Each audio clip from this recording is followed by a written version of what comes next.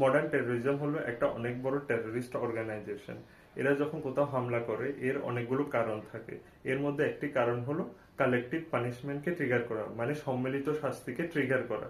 যার মানে এটা হলো যে আমি আপনাকে এমন ভাবে আঘাত করব, আপনি রাগের বশে যে কাউকে মারবেন, এটা দেখবেন না যে সঠিক কে ভুল।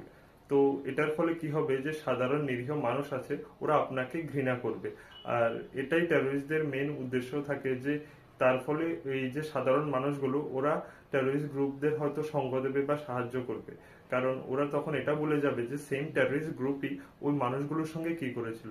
আর আপনি যেটা করবেন বা সরকার যেটা করবে সেটা ইন্টারন্যাশনাল অর্গানাইজেশনে ডিসকাস করা হবে।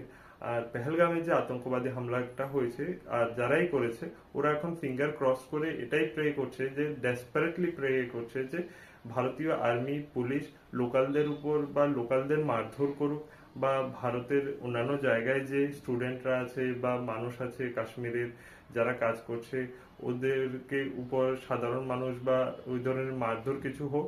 তাহলে কি হবে, কাশ্মীরে একটা প্রতিবাদ হবে, পুরো নিউজটা কাশ্মীরে ছড়িয়ে পড়বে, মানুষ প্রতিবাদ করবে, তারপর আরো মারধর হবে, এই হবে সেই হবে।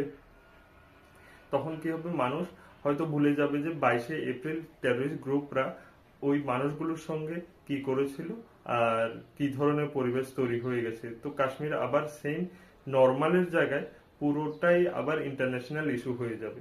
তো আমার ভারত সরকারের কাছে এটাই রিকোয়েস্ট যে no more, like no any sort of কি কালেকটিভ পানিশমেন্ট বা এই ধরনের কোনো কিছু যাতে না হয় সেটা মেক শিওর করা উচিত।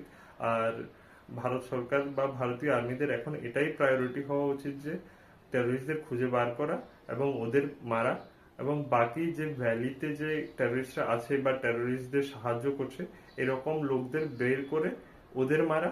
আর পাকিস্তানকে উচিত শিক্ষা দেওয়া, কারণ ওরাই এই টেরোরিস্ট আর টেরোরিস্ট গ্রুপদের ট্রেন করে, ওরাই ওদের ফান্ডিং করে। তো শোনার জন্য ধন্যবাদ।